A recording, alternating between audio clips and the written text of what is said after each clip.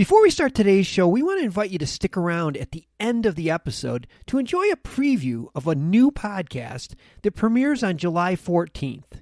As the industry's exclusive cannabis podcast network, MJBulls is proud to present Women Leading in Cannabis. Join host Kira Reed each week for inspirational discussions with women who are leading the cannabis industry. I'm Dan Humiston, and on today's show, we have a third-generation marketing guy who is combining patented technology and using unconventional product-to-market channels to create one of the only CBD brands that are exclusive to the medical cannabis market. Let's join my conversation with Dean Harris from TabBrands.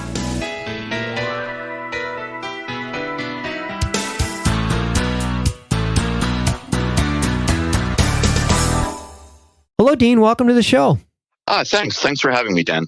Before we talk about TabBrands, I read in your bio that your family has been in the marketing industry for 3 generations.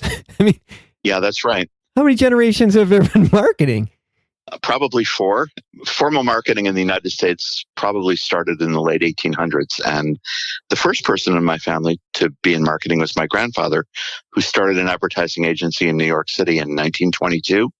And then my father had a direct marketing agency. My wife and I had an advertising agency. And I actually have 2 kids.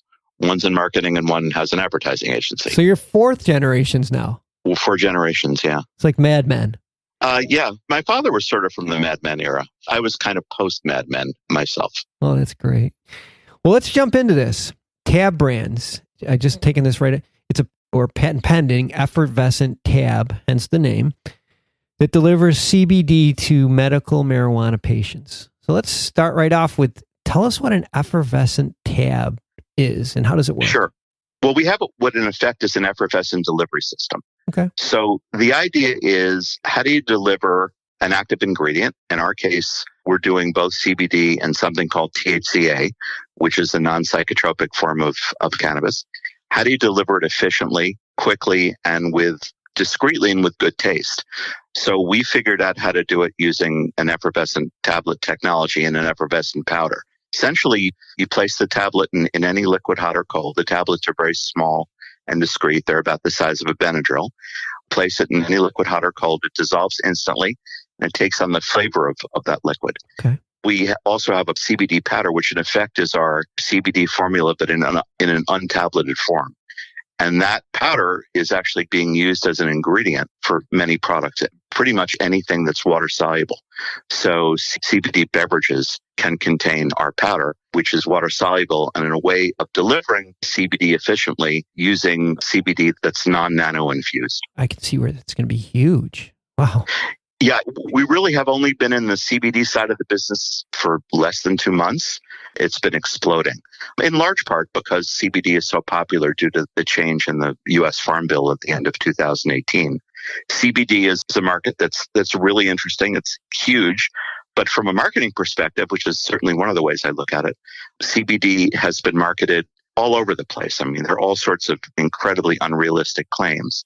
And we feel that if we can present it in a professional, transparent, and interesting way, we can create a brand that really breaks through. Yeah.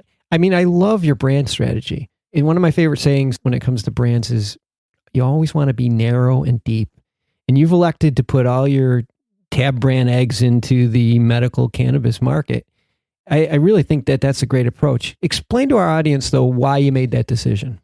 Sure. Well, there are a couple of reasons. Number one, we started in cannabis with this THCA brand that we told you about called Tab Relief. And we looked at the market, and the market for medical cannabis in the United States was around $7 billion, and there were no medical cannabis brands. And we felt that if somebody was serious about using cannabis for medical purposes, they wanted a brand that delivered efficacy. Many of the brands either have a celebrity name or essentially are variants of getting you high or higher. And we don't think that that's what medical patients want. In fact, it's interesting. There was a study recently done by the University of Michigan, and it said that of people that use medical cannabis, roughly 44% of them have tried some sort of prescribed pharmaceutical, and for one reason or another, it hasn't worked. It's had a side effect, et cetera. So they've then moved to medical cannabis. Mm-hmm. So our sense is, from a competitive standpoint, our competition are prescribed pharmaceuticals rather than other cannabis brands. And then you have the market all to yourself. What'd you say? Yeah, $7 billion dollars with no brands is pretty good. You know, as a marketing branding guy, I mean, that turns me on big time. And then, of course, there's another reason too, and that's that for those of us that are working on this is really purpose driven. I mean, we really want to do good for people, and we think that having a medical cannabis brand aligns more closely with our philosophy.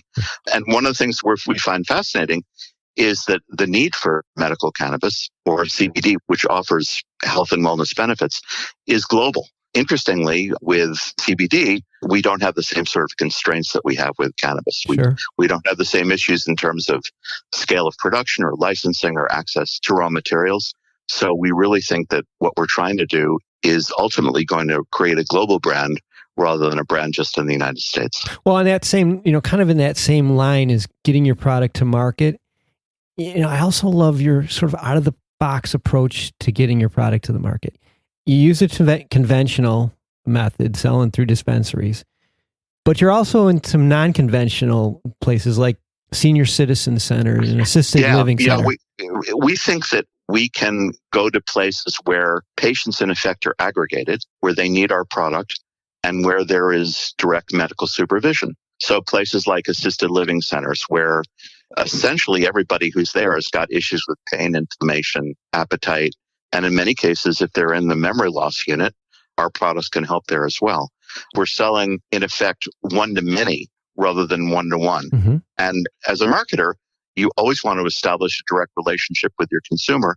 We've got a much greater chance of doing that in places where patients are aggregated. Other places might include opioid treatment centers, pain relief centers, addiction clinics. These are all places where the patient population can use our product, can be aggregated, and we can ship to one place rather than many places. So it's a more efficient way of distributing, and I think also a smarter way of establishing that one-to-one relationship. And a brand loyalty. If you're the only one there, you're going to get the brand loyalty. Like you said, they're going to recognize your brand over all the other ones because it's established in a facility that sort of warrants trust. I think that's key to this.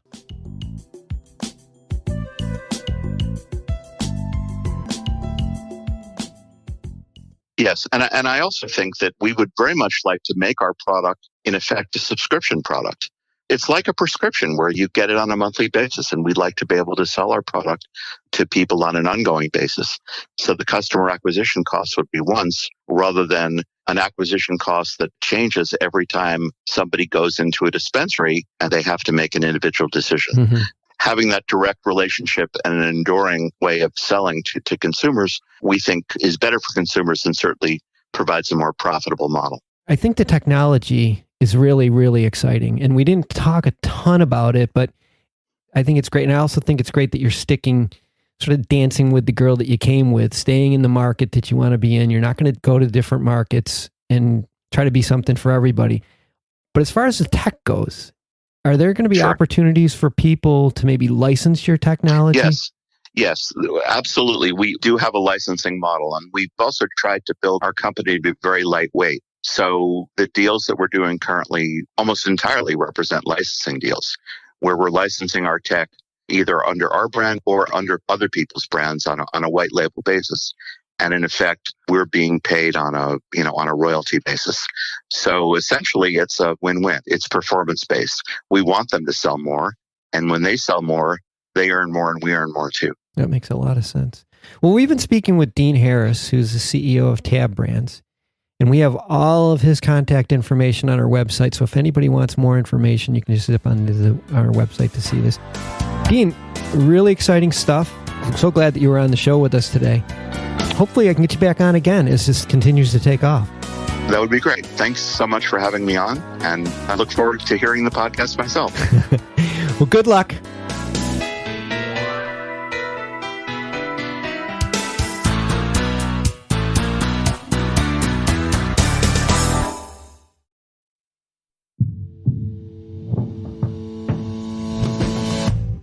Tell me, boy,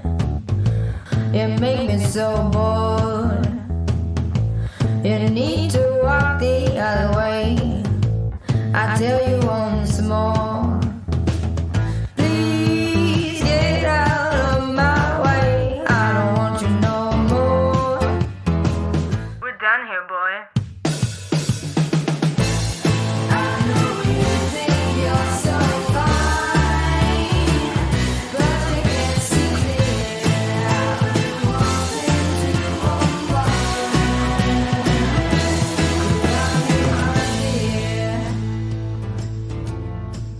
Hi, my name is Kira Reed, and I'd like to invite you to be inspired by the women who are leading in the cannabis industry.